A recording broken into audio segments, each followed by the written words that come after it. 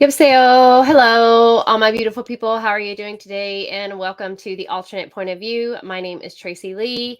Welcome anyone who is new to this channel. Welcome if you are returning and watching these videos. I hope you are watching all the videos because they are videos to catch you up and videos to keep you posted on what has been happening in trials this week and in the past. So I hope that everyone is keeping up.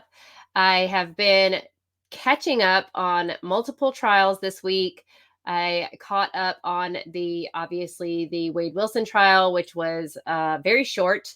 I wish I had done the lives on them every day. Unfortunately, I had some other things to attend to, but Wade Wilson was found guilty and he will be sentenced later. Also, we were watching the Miles Bryant, Susanna Morales trial. That trial also, as I did the recap of him, he was found guilty on all counts except for the sexual assault because they just really couldn't prove that, even though she was found with no clothing. They couldn't really tell if the clothing was dragged off or if she was really found nude. They just couldn't tell. Her body had been out there for far too long, and all that was found was skeletal remains. The proof of him actually killing her was hard also, but they did prove beyond a reasonable doubt the inferences, the circumstantial evidence, everything that they had on him was there. So I don't believe that she was his first victim. We all kind of agreed. I saw in a lot of other chats that no one believed that she was his first victim. He was a stalker. He was a police officer. He was a military police in the Army. He was a security officer for an apartment complex. So he utilized all of his jobs to use that in order to lure, I would suggest, more than just Susanna to their fate. So I'm not really sure if he actually possibly maybe killed any other people, but I would be sure that he was maybe trying to master his skill and he got away with this. And I would dare say, I mean, my gosh, it took from July until February to find her. He probably did it again in the meantime. So I don't know if there are other victims out there. I would I would be hard pressed if those sheriff's departments and police departments in that area did not try and connect the dots with other victims or bodies that they find, and possibly see if he is not a serial rapist, serial killer, serial something, because he was stalking other girlfriends, other people, and I believe that he did try to attempt this one other time. So he was found guilty. He was sentenced on the spot. So I do want to show you guys his sentencing. There were victim impact statements from his sister and her sister, Susanna's sister, and her mother. Her mother, oh, just absolutely heartbreaking. Um, she, just looking for her daughter, knowing that her daughter would never leave her and never leave her family. It was just so sad. Uh, and just absolutely heartbreaking. She was a beautiful, beautiful girl. So I want us to listen to what Miles said and the sentencing part of this trial, so you can get a glimpse of the absolute zero remorse that he has for what he did and the loss of a beautiful young lady. So we're going to hear Miles, and then we're going to go over some other trials and things that we have missed this week and kind of talk about uh, anything else that we're going to catch up on this week. Mr. Bryant, on count one, malice murder, I sentence you to life without the possibility of parole. Count two and count three, I believe, vacate as operation of law. Count five, I sentence you to 12 months, which is the maximum I can, consecutive to your life without the possibility of parole. Thank you. You may go with the deputies. So what's crazy is she didn't say anything. This trial was too much for them to bear. Turned 23. He did. So I'm going to go over. I just want to apologize to everybody and to the victim's family. Sorry. That's it.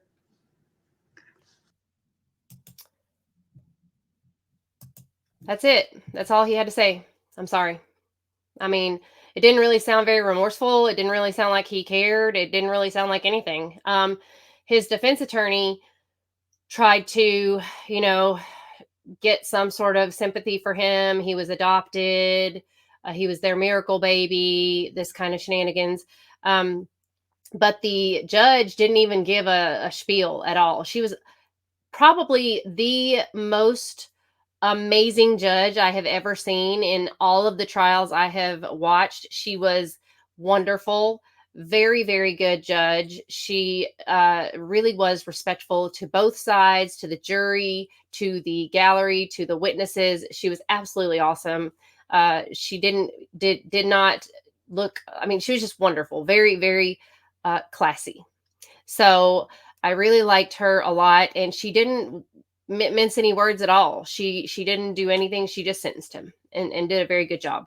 So Wade Wilson found guilty.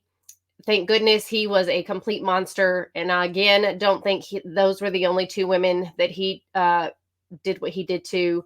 Also, Miles Bryant found guilty, serving life without parole. And we also had Karen Reed trial, this absolute circus of a trial still going on. I can't even.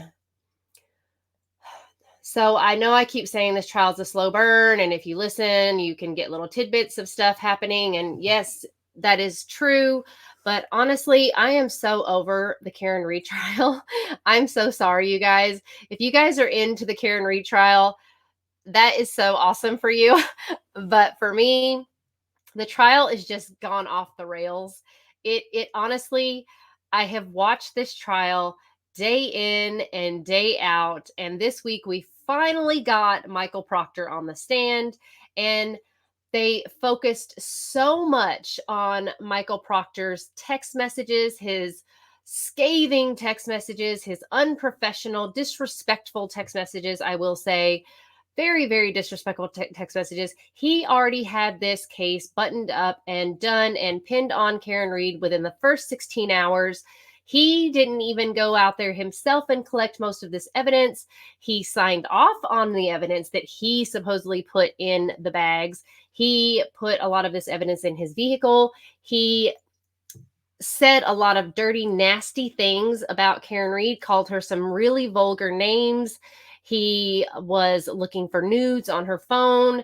But I believe a lot of the attention was paid to these really vulgar, nasty text messages, which I understand because it is very unprofessional and it was really, really just awful. Like you could tell it was very, very biased.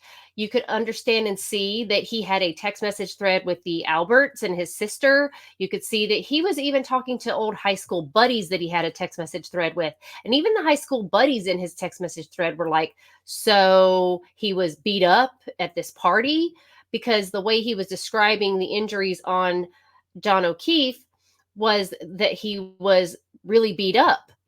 And it didn't seem like an accident, a car accident. And even his own words said it would be hard to prove if he was hit by a vehicle by accident or on purpose. So this entire case is just a joke. Then they come out with what bothered me was on the cross-examination. Okay, the defense attorney, Alan Jackson, also focused so much on these text message threads with Michael Proctor that he was really focusing on the unprofessionalism, the rudeness, the horrific things that he was saying about Karen Reed, rather than really focusing on the fact that the lack of investigation that was done, the poor investigation, the mishandling of the evidence, the fact that he contradicted many of the things that the other Bukaki, the other investigator, said. They both contradicted each other's words, their own testimony. There was only one poignant time that I saw that Alan Jackson pointed out a part that he contradicted another investigator's written notes, and that was where he wrote down that he saw Karen Reed come home on camera, the Ring camera that has magically disappeared at 12:31 or 12:34 a.m. At John O'Keefe's house. Well, suddenly that Ring camera is gone. That part of the camera is missing, and Michael Proctor had access to that camera. So where is that video at? And another officer said in his statement, in his written statement, that she came home at that time. He could see taillights.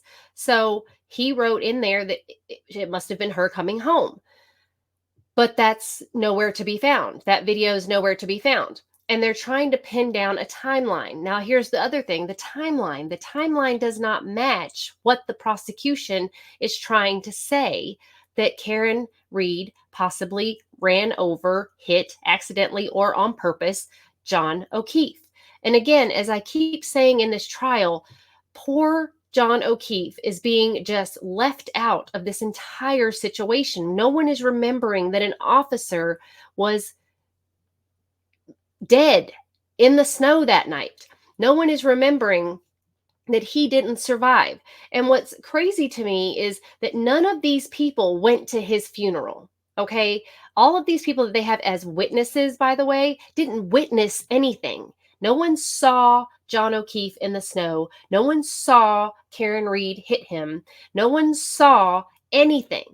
No one saw a thing.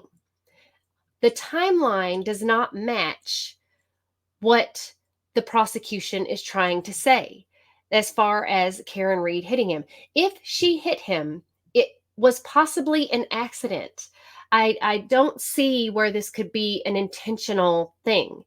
Did she accidentally hit him? I don't know. But from the first forensic technicians that they had on the stand, they said they found no blood underneath the carriage of the vehicle. Nothing. They found nothing. Nothing to show that a man had been hit, considering all of the blood on his clothing. There was no blood found on her vehicle. However, they found somehow 3 different blood types on John O'Keefe's clothing. And one was for sure John O'Keefe, but the other 2, they have no idea who it belonged to. So that does not compute. It does not make sense. Also, that one hair that they found miraculously on the back of her vehicle belonged to John O'Keefe. But mind you, they were together for 2 years. So, I mean, could a hair still be on the vehicle? I don't know. I don't understand the entire concept of this entire investigation. I just don't get it. But no one was interviewed that were supposed witnesses until well after the incident occurred. Only Karen Reed was taken and thought of as a suspect. Only her vehicle was taken and thought of as a potential piece of evidence. Only Karen Reed was indicted for murder. I mean, no one ever even thought to think that it was possibly an accidental hit. I mean, nothing. It was just a complete, total, she killed him. And all of a sudden, like right out of the gate, in the same 24 hours, Michael Proctor is calling her, I mean, the most god-awful names that I will not repeat, to all of his friends, to his sister, to a whole text message strain with his bosses, with other detectives. I mean, it's unreal. But never mind the unprofessionalism as far as the way he talked in these text message threads. Men are men, people are people, they say things, what have you. But the investigation itself was just completely and utterly unprofessional. I mean, they said they had to let John O'Keefe's clothing lay out on butcher paper to dry out. It dried out for 7 days. Okay. They said, well, it was really, really wet. It was in the snow. Okay. So they had to let it dry out, but that means the clothing was exposed for a very long time for anyone who could go in and touch it. Also, Canton PD, even though they said they weren't going to be involved in the investigation, were in and around the items, the evidence. The chief of police of Canton, the retired chief of police, was involved. There were so many hiccups and so many questionable things that went on in this investigation that shouldn't have, that just seems to be just, whether or not this investigation was on the up and up, there are a lot of questionable things. So it just seems tainted from the beginning. Even if Karen Reed purposefully hit John O'Keefe, and a lot of people think she did, even if you're following the narrative that the prosecution is saying, that they were in an argument and she just got really angry all of a sudden this one night and ran him over and left him in the snow to die, then even if that is true, all of the flub ups and all of the amateurish novice mistakes and just complete and utter disregard for professionalism in this investigation has completely tainted what could have been possibly a real investigation, a real true blue like murder. But it's like a whodunit. It's like it's just like a bad game of Clue. And it's so botched. So even if she did it for real, the world, the nation, everyone that is watching this trial is so confused and bamboozled and just completely in shock and awe as to what really happened to John O'Keefe. And the problem is we will never, ever, never know, because this has been such a flub up. Now, the prosecution has also put on the stand cell tower people who are explaining this in not a way a simple person, a lay person can understand. I mean, I have listened to so many trials and listened to people explain cell tower data on the stand in ways that you would think is incomprehensible. But the way they had the person yesterday on the stand explaining it, it was like, you're explaining to me trigonometry, geometry, calculus, algebra, all the things, biology, chemistry, everything at one time. I mean, what in the heck? The way they were trying to make it sound was they were trying to make her be in two places at once, especially according to their timeline. It just doesn't make sense. So I believe the defense is going to go up next week. So we will see. I don't know. This trial has just got me. I'm just going to be honest with you guys. I am so. My brain is about to explode as far as the Karen Reed trial is concerned, to be honest with you. I'm really just waiting for it to be over. It has gone on way too long. And I can't listen to the prosecution guy. What's his name? Lawley. I can't listen to him anymore. He is so, I don't know.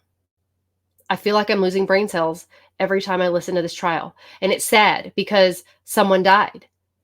And it's sad because John O'Keefe's family is there every day waiting and listening to this. And I can't believe that they are sitting there having to listen to this and they are truly believing, I know they're truly believing that Karen Reed killed their family member. And they want answers. And the prosecution, I feel like, is making this a gigantic circus. So it really is just going to depend on what the jury is able to intake, because if they are handling this in any way like I am handling this, or any of you are handling this, or all the Facebook pages that I'm on are hearing this, because we're all having like moments where we're just like, oh my gosh, let it go. it I just can't imagine being in that tiny, tiny courtroom with that jury and thinking, when is this all going to end? So that is your update for Karen Read, because literally just waiting for it to end. I know the defense is going to put up the exact people that the prosecution used, the federal uh, accident reenactment people that the prosecution used to reenact this very scenario that they made, and they disagreed with them, so they didn't put them on the stand.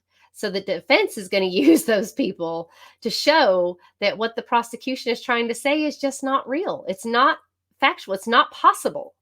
So they don't even have to get their own accident reenactment people. They're using the prosecutions, because the prosecution got 3 different federal accident reenactment teams together, and they were like, "Oh, sorry, that didn't work. We don't need you.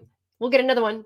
And the other one came up and said, "Oh, that's not possible." And the prosecution was like, "Oh, can't use you either. Sorry, not going to work." So, yeah, there's that. So, also, I am going to do a couple of other videos. I want to talk about Madeline Soto. I don't want to throw her into this video. I also want to talk about the Long Island Beach killer. This has unfolded into a monster of its own. It was already a monster, you guys, but it is a huge beast, and it's spawned into something bigger. And I really want to just dedicate several videos to this, because wow, has it grown. And I believe this could be bigger than BTK. I believe we're going to find more and more victims. And I think, just based off what I've been watching, because I've actually been watching more about the Long Island serial killer this week than the Karen Read trial, to be honest with you. I've just been watching recaps of Karen Read. This guy is scary. And I believe he has done more than just to strangers. I believe he's done things to his own family. Just listening to the live news conference with an attorney yesterday, I believe wow. I really think his daughter might be a victim as well. I don't know. There's cannibalism being mentioned. Whoa. There's some stuff happening with this person that is far beyond any of our imaginations.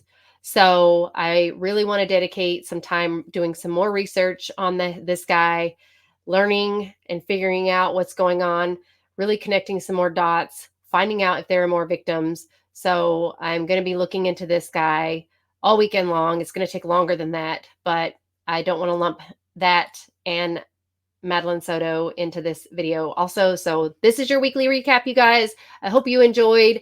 Thank you so much for watching. Don't forget to follow me on Twitter at Tracy Lee 892, Instagram at half and half 1974.